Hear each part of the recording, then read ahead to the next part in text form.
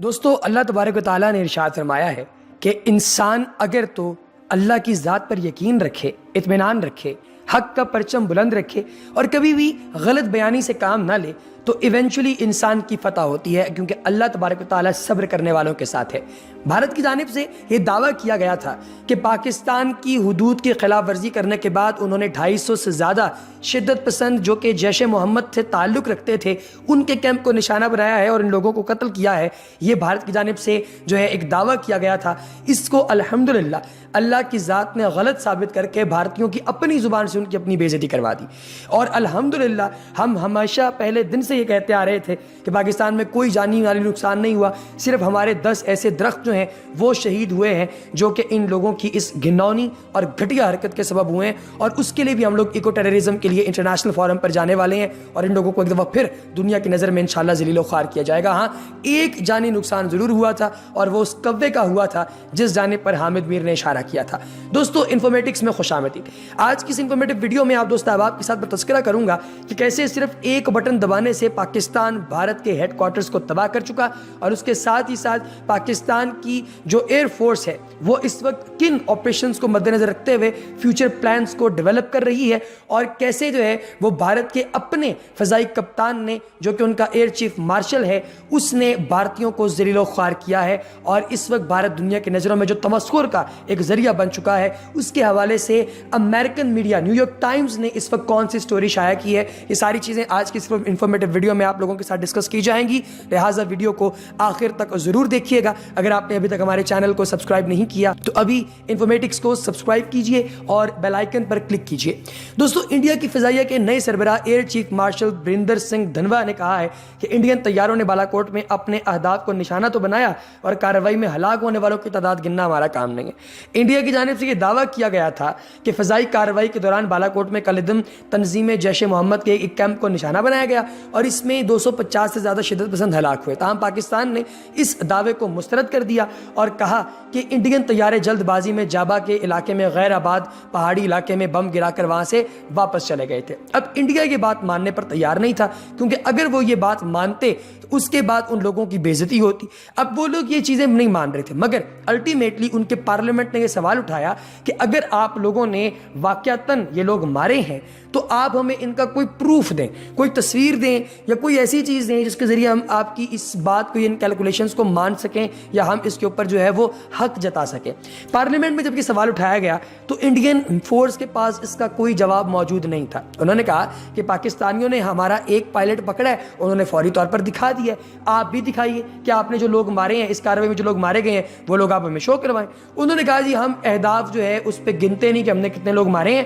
ہم نے بس لوگوں کو مار دیا ہے اور وہاں سے ہم لوگ باہر نکل رہے ہیں۔ لوگوں کو گننا کہ کتنے لوگ مارے گئے، یہ فضائیہ کا کام نہیں ہے۔ کتنے لوگ مارے گئے ہوں گے اس کا انحصار اس بات پر ہے کہ آپریشن کے وقت وہاں پر کتنے لوگ موجود تھے۔ اب اس کے پس منظر میں یہ اہم ہے کہ انڈین میڈیا میں یہ بتایا جا رہا تھا کہ اس کارروائی میں 300 سے 400 دہشت گرد مارے گئے۔ خود خارجہ سیکرٹری وجے گوکھلے نے بالاکوٹ کے واقعے کے بعد پہلی پریس کانفرنس میں یہ کہا تھا کہ بڑی تعداد کے اندر ہم نے جیش محمد کے سینئر کمانڈر، ٹرینر اور فدائیین کو مار دیا ہے۔ حکمراں جماعت بی جے پی کے صدر امت شاہ نے کل ایک تقریر میں کہا تھا کہ فضائی کارروائی میں 250 سے زیادہ دہشت گرد مارے گئے۔ انڈین فضائیہ کی جانب سے پرانے مگ 21 طیارے کے فضائی کارروائی میں استعمال کرنے کے بعد ایک سوال اٹھایا جا رہا ہے کہ کیا آپ ان طیاروں کے ذریعے کسی ایک ایسے ہدف کو نشانہ بنا سکتے ہیں جو آپ سے کافی زیادہ دور ہو۔ اس کے نتیجے میں جب اینالسٹ سے یہ مشورہ لیا گیا تو انہوں نے کہا کہ یہ ڈاگ فائٹس میں یوز ہونے والے طیارے ہیں جو کہ صرف قریب آنے پر ہی جو ہے وہ نشانہ وغیرہ بنا سکتے ہیں۔ اگر آپ یہ سمجھیں کہ یہ دور رہ کر اپنے ریڈار کی مدد سے کسی چیز کو نشانہ بنا سکتے ہیں تو یہ انتہائی فضول بات ہے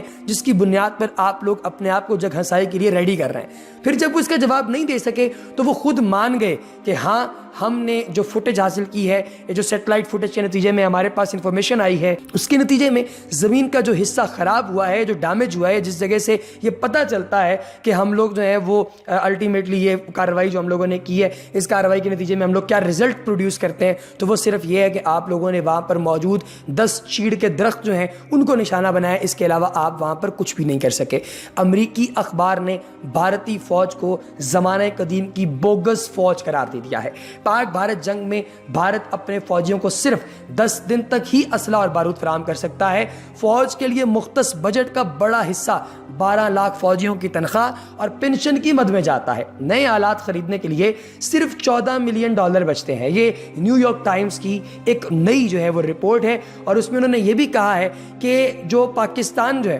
وہ بہت ہی ہیوی قسم سے دہائیوں کے بعد، اگر پہلی دفعہ بھی مقابلہ پاکستان کا ہوتا تو پھر بھی پاکستان جیت جاتا، لیکن یہ دہائیوں کے بعد اٹیک ہوا ہے، اور اس اٹیک کے نتیجے میں بھی ہم لوگ جو ہے وہ الحمدللہ ان کے اوپر جو ہے وہ سبقت لے گئے ہیں، بھارتیوں کے اوپر۔ نیو یارک ٹائمز میں ایک آرٹیکل لکھا گیا ہے جس میں ایک لمحہ فکریہ کے طور پہ بھارتی فوج کے بارے میں بات کی گئی ہے کہ ان کو امریکہ کی مکمل امداد حاصل ہے، لیکن اس کے باوجود اگر پیسے نہیں دیں گے تو امریکہ چھوڑ کے کوئی بھی ملک ان کی مدد نہیں کرے گا، ان کے پاس پیسہ ہے ہی نہیں۔ $14 ملین کوئی بہت بڑی رقم نہیں ہے، اس سے کہیں زیادہ دفاعی بجٹ پاکستان نے اپنی آرمی کے لیے مختص کر رکھا ہے۔ ہمارے پاس مین پاور کتنی ہے اس پہ ہم لوگ بات نہیں کر رہے، ہم بات کر رہے ہیں کہ طیارے یا اسلحہ کتنا ایڈوانس ہے اور پاکستان کس طریقے سے اپنے آپ کو کمبیٹ کر سکتا ہے۔ بھارت اپنے فوجیوں کو صرف 10 دن تک ہی اسلحہ اور بارود فراہم کر سکتا ہے۔ بھارتی فوج کے 68% آلات اتنے پرانے ہیں کہ انہیں پرانا ہی قرار دیا جا چکا ہے۔ امریکی اخبار نے مزید ایک دہائی کے اندر جو ہے وہ امریکہ نے جو بھارت کو $15 ملین کے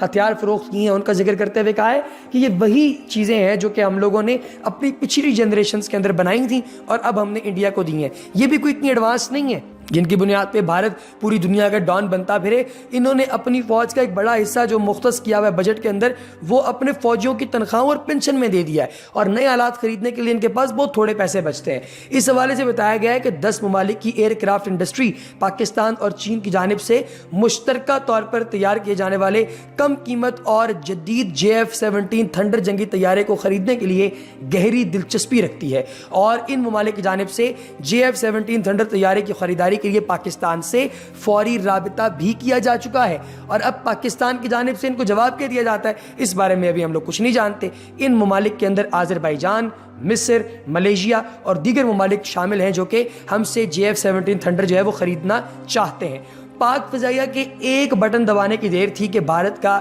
بریگیڈ ہیڈ کوارٹر مکمل طور پر تباہ ہو جاتا۔ 27 فروری کو بھارت کا بریگیڈ ہیڈ کوارٹر بھی پاک فضائیہ کے نشانے پر تھا، اور وہاں بھارت ملٹری کی لیڈرشپ موجود تھی۔ تاہم پاکستان نے پرامن ملک ہونے کا ثبوت دیتے ہوئے بریگیڈ ہیڈ کوارٹر سے تھوڑا فاصلے پر میزائل داغے، اور انہیں یہ دکھایا گیا کہ اگر ہم چاہتے تو ہم آپ کے اوپر ڈائریکٹلی بھی میزائل فائر کر سکتے تھے۔ 27 فروری کو بھارت ملٹری کے اعلیٰ حکام پاک فضائیہ کے نشانے پر تھے، تاہم پاکستان نے پرامن ملک ہونے کا ثبوت دیتے ہوئے بریگیڈ ہیڈ کوارٹر سے تھوڑا فاصلے پر میزائل داغے۔ میڈیا رپورٹ سے بتایا گیا ہے کہ 27 فروری کو جب پاکستانی ایئر فورس نے بھارتی طیارہ مار گرایا تھا تو بھارت کا بریگیڈ ہیڈ کوارٹر بھی نشانے پر تھا، اور وہاں پر بھارت ملٹری کی لیڈرشپ بھی موجود تھی۔ اگر پاکستان چاہتا تو اس کو بآسانی نشانہ بنا سکتا تھا، تاہم پاکستان نے پرامن ملک ہونے کا ثبوت دیا اور بریگیڈ ہیڈ کوارٹر کو نشانہ نہیں بنایا، جو کہ ابھینندن کی رہائی کے علاوہ بھارت پر پاکستان کا ایک بہت بڑا احسان ہے۔ میڈیا رپورٹ سے مزید بتایا گیا کہ صرف ایک بٹن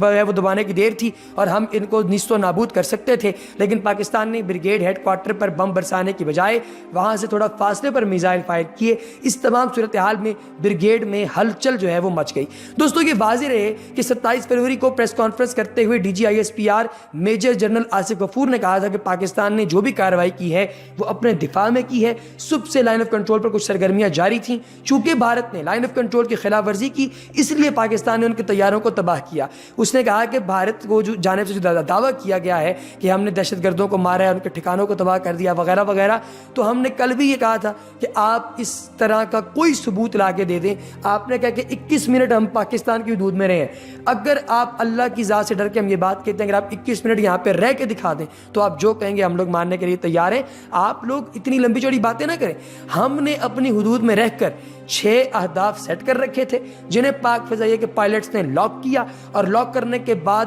تھوڑا فاصلے پر ہم نے کھلی جگہ پر سٹرائکس کی۔ پاکستان جنگ نہیں چاہتا، ورنہ بڑے ٹارگٹ کو آسانی سے نشانہ بنایا جا سکتا تھا۔ بھارت کو صرف یہ بتانا تھا کہ ہم کر سکتے ہیں، لیکن ذمہ دار ریاست ہے بھارت